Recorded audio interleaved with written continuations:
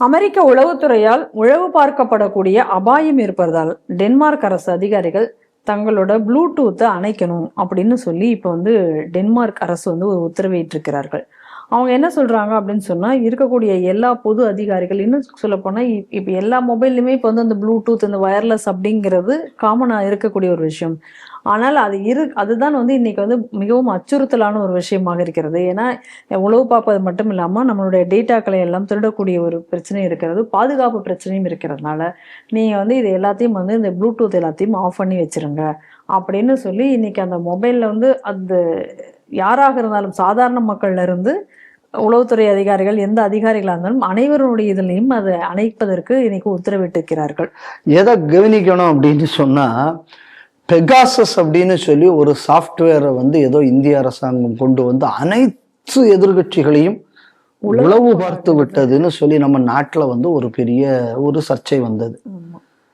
அதுல என்ன அப்படின்னா, 5 காசுக்கு செல்லாதவர்கள்லாம் என்னையும் வந்து பெகாசஸை போட்டு பாக்குறாங்கன்னு நம்ம ஊர்ல கூட பெனாத்திட்டு கிடந்தானுங்க.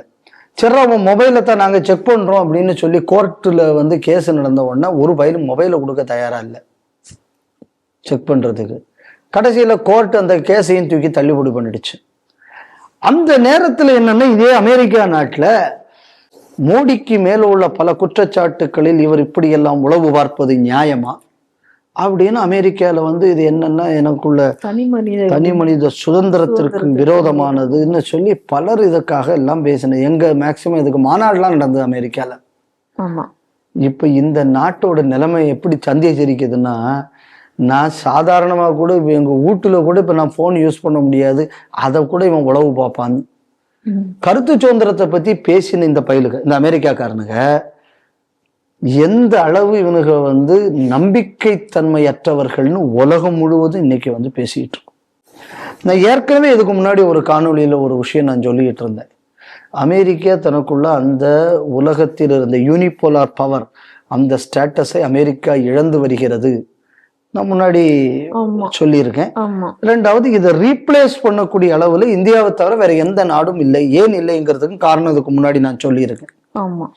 இந்த செய்தி நமக்கு இதை மீண்டும் உறுதிப்படுத்துவதாக நான் பார்க்கிறேன்.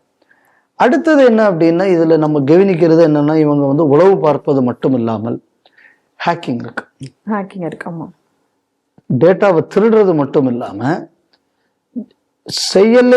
செயலை ஸ்தம்பிக்க வைக்கவும் முடக்கவும் உங்களால முடியும்.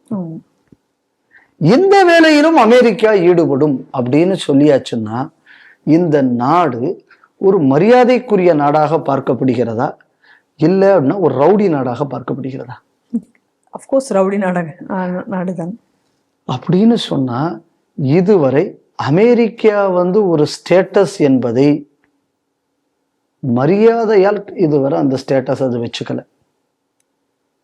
அதன் மீது பயத்தினாலதான் இவ்வளவு நாள் நடந்திருக்கு. அப்போ ஒரு அச்சுறுத்தலுக்கு என்டையர் யூரோப் மடிஞ்சிருக்கு.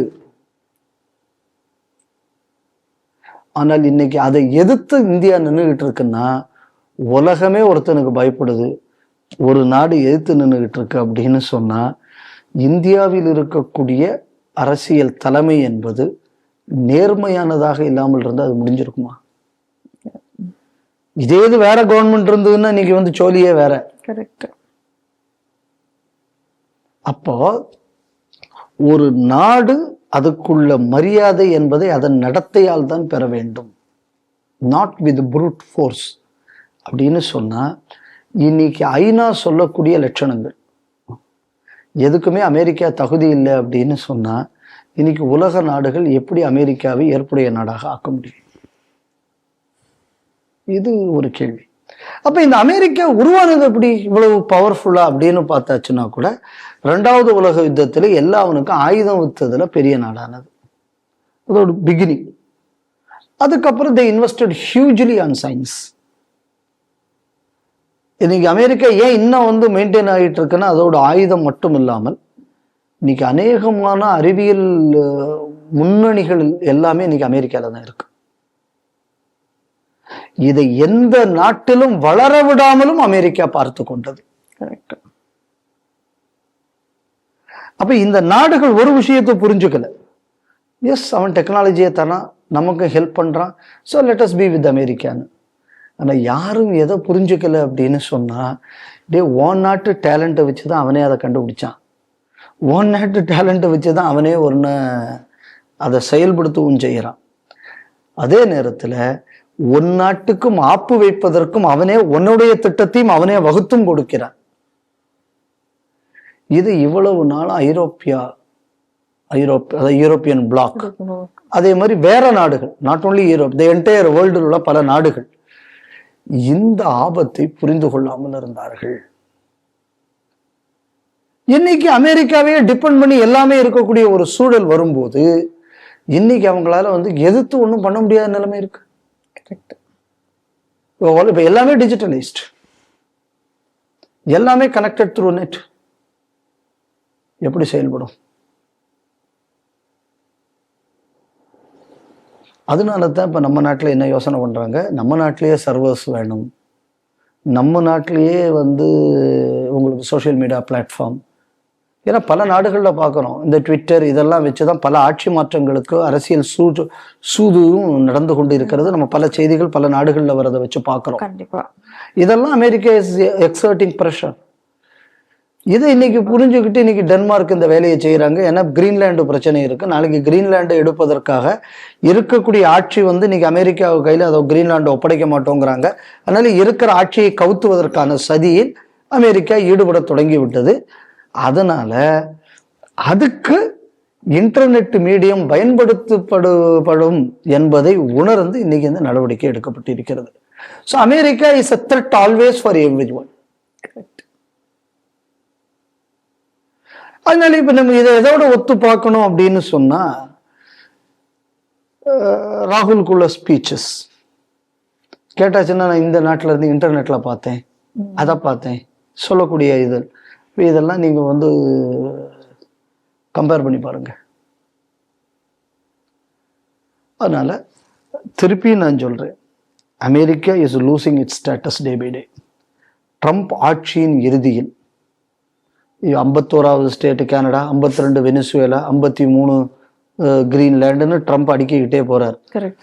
இந்த போக்குல போயாச்சுன்னா ட்ரம்ப் ஒன்றுபட்ட அமெரிக்காவின் கடைசி அதிபராக இருப்பதற்கான வாய்ப்பு தான் எனக்கு தெரிஞ்சு அதிகம் வருது. அமெரிக்காவில் ஒரு பிரச்சனை வரப்போகுது இந்த போக்கில் போயாச்சுன்னா. ஆனால் அது உலகத்துக்கு அது ஆபத்து.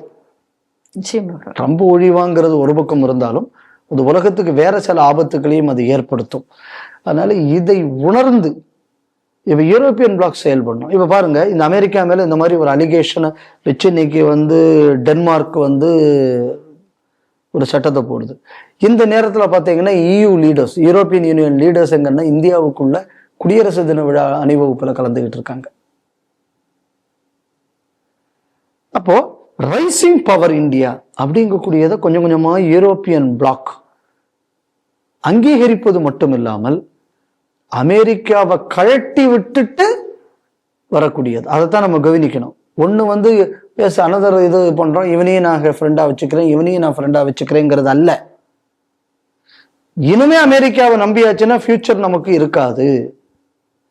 அப்ப நியாயமாக நடுநிலையாக ஒரு எமர்ஜிங் சூப்பர் பவர் இந்தியாவாகத்தான் இருக்க முடியும் என்பதற்காகத்தான் இப்போ யூரோப்பியன் யூனியன் இந்தியாவுக்கு வருது.